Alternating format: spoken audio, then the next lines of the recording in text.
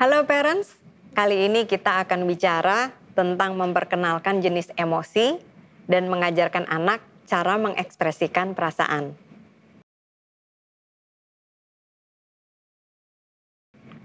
Emosi adalah keadaan alami dari pikiran seseorang yang berasal dari suasana hati terhadap sebuah hubungan, terhadap suatu keadaan, atau terhadap sesuatu.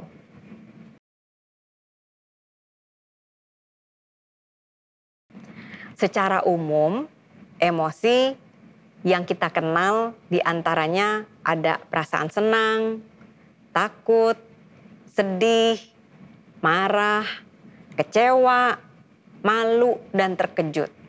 Itu adalah perasaan-perasaan dasar yang pada umumnya dialami anak-anak.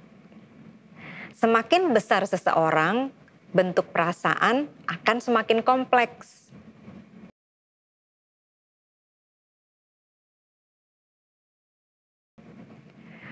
Waktu anak mengenal label emosi yang mereka rasakan, mereka mulai mengerti apa yang terjadi dan apa yang mereka alami. Anak mulai dapat mengenal emosi dari usia 3,5 tahun ke atas. Kemampuan dan ketidakmampuan seseorang dalam mengekspresikan pikiran dan perasaannya sangat menentukan respon dan tindakan seseorang terhadap sesuatu. Itu sebabnya mengekspresikan pikiran dan perasaan sangat penting, saudara. Contoh, jika seseorang kesal dan dapat mengutarakan kepada orang tuanya, akan berbeda outputnya dengan orang yang memendam perasaannya sendiri dan kemudian frustasi.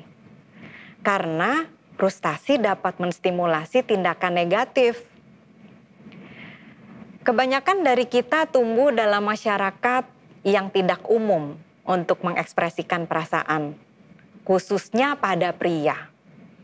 Ada budaya atau pandangan bahwa pria, anak laki-laki yang mengekspresikan perasaan merupakan sebuah kelemahan. Waktu saya kecil, saya sering dengar, anak laki nggak boleh nangis. Waduh, kasihan amat ya. Padahal sebenarnya yang perlu kita ketahui adalah kapan, kepada siapa, dan bagaimana perasaan itu dapat kita ekspresikan dengan cara yang sesuai. Nah, jika orang tua tidak pernah mengajarkan pada anak, maka ekspresi emosi anak tentu saja bisa salah bentuknya. Misalnya, ada anak yang suka mengamuk, teriak-teriak, pukul-pukul, lempar barang, guling-guling di lantai, atau nangis berjam-jam. Bahkan ada juga anak yang cuman diem aja menahan emosinya di dalam hati. Hal ini bukan cuman tidak sehat bagi jiwa anak, saudara, tapi juga mempengaruhi orang di sekitarnya, yang kemudian dapat mempengaruhi bagaimana anak tersebut bersosialisasi.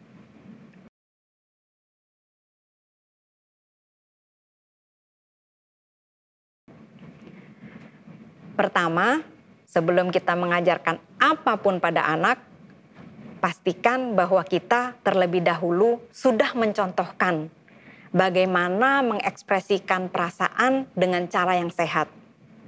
Karena bagaimana keseharian kita mengekspresikan pikiran dan perasaan kita merupakan contoh dan standar model buat anak. Dalam hal ini mungkin saja kita mengekspresikannya dengan meledak-ledak, tidak terkendali, atau mungkin kita tipe orang yang sama sekali tidak mengekspresikan perasaan. Dua-duanya itu kita contohnya salah, saudara. Jadi pastikan saudara sudah melakukan bagaimana mengekspresikan perasaan yang sehat di rumah saudara. Kedua, pakailah momen-momen keseharian yang dialami anak. Misalnya saat anak mau beli ice cream, lalu ice cream coklat yang mereka mau ternyata habis. Kalau saudara lihat anak saudara kecewa, Gak usah buru-buru suruh dia melupakan. Ah, gitu aja kesel. Atau, udah, gak usah nangis. Es krim aja ditangisin gitu ya. Atau langsung diajak move on, dibeliin barang lain. Supaya anaknya kembali happy. Gak usah saudara. Pakailah momen ini, ambil waktu dan ajak anak bicara. Kamu kenapa? Mami lihat kamu kesel ya. Coba dengarkan apa yang anak katakan. Sangat mungkin anak cuma ngangguk-ngangguk aja. Muka kesel tapi nggak tahu mau ngomong apa. Karena anak-anak bahkan termasuk kita tidak secara alami diperlengkapi bagaimana mengekspresikan perasaan dalam kata-kata. Kalaupun kita tahu saudara, itu karena kita belajar kan. Nah, kemudian tuntun dengan penjelasan kita. Iya ya, tadi kita udah jauh-jauh ke sini cari es krim coklat. Pas nyampe ternyata udah habis ya. Kalau mami jadi kamu, mami kesel banget loh. Jason kesel ya? Jason kalau kesel gak apa-apa. Cerita aja sama mami. Mami, Jason lagi kesel banget nih. Keselnya besar banget nih. Gak apa-apa kok, cerita aja sama mami. Nah, di sini anak mulai mengenal label perasaan yang dia rasakan. Kemudian kita mengajarkan anak bahwa mereka dapat mengekspresikan perasaan mereka dalam kata-kata pada kita. Nah, waktu anak mendengar penjelasan saudara, anak merasa dimengerti dan mendapatkan empati saudara. Hal ini sangat baik untuk anak alami karena sangat mendukung anak untuk lebih lagi menyampaikan perasaannya. Kemudian barulah kita menawarkan alternatif solusi lain.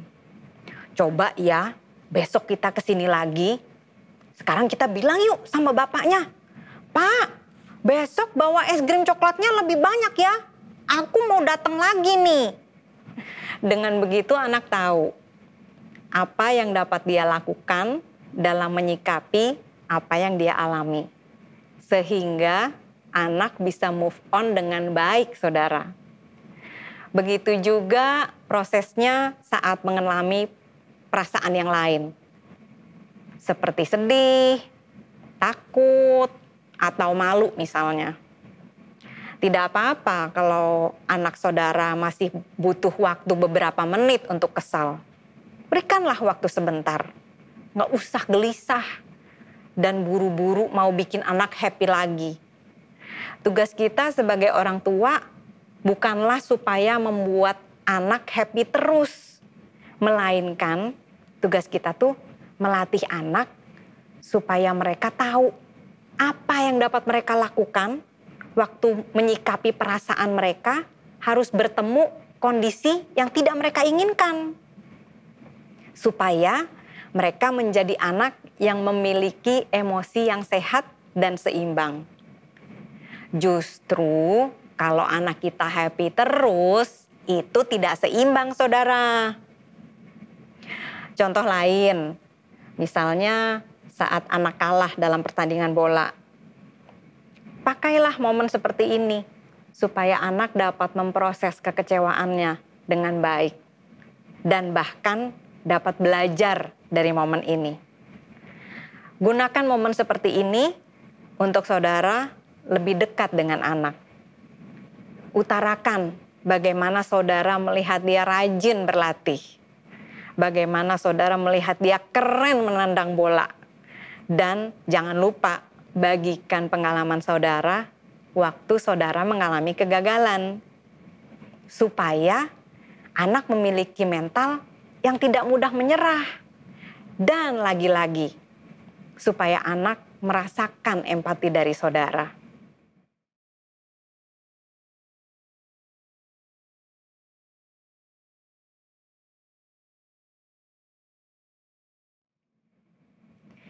Sebagai penutup, saya punya 2 kabar baik buat saudara.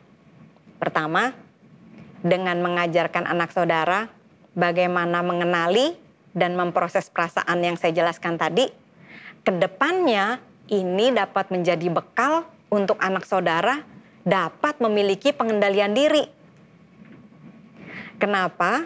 Karena emosi baru dapat kita kendalikan saat kita sudah mampu memprosesnya dengan baik.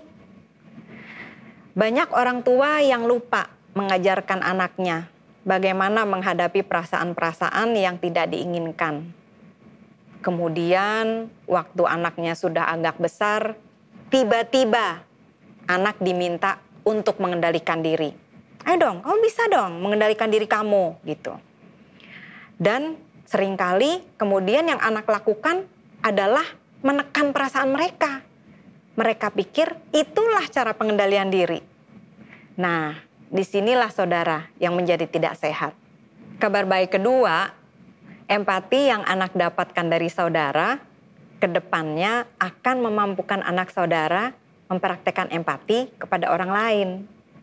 Kenapa? Karena empati hanya bisa diajarkan kepada orang yang sudah mengalaminya. Empati nggak bisa diajarkan dengan disuruh aja. Ayo dong, kamu empati dong sama orang. Kasihan tuh. Ayo, empati. Nggak bisa, saudara. Saat kita jelaskan apa itu empati, dan anak sering mendapat empati dari kita, and then waktu itu anak baru bisa memiliki empati terhadap orang lain. Nah, bukankah pengendalian diri dan empati sangat diperlukan dalam kehidupan bersosialisasi? Semoga dampak-dampak jangka panjang ini dapat memberikan motivasi buat saudara mempraktekkan semua yang saudara dengarkan hari ini. Tuhan Yesus memberkati.